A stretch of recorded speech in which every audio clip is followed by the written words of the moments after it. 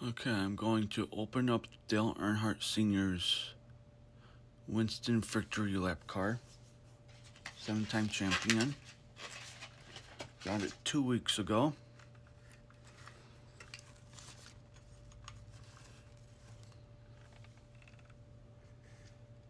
There it is. It's a really neat one, neat piece. They did this for the end of the Winston Cup era.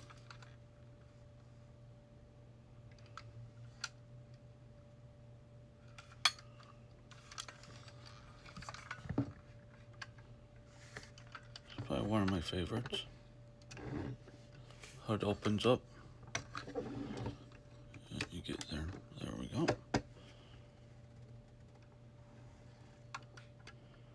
They did this for all the champions from the start to the finish of the series. And there's all his championships.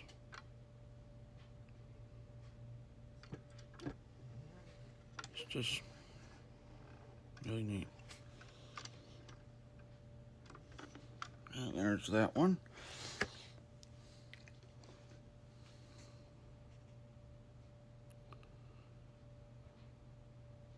Next will be the Dale Earnhardt Sr. 1956 Ford Victoria. That's the next video.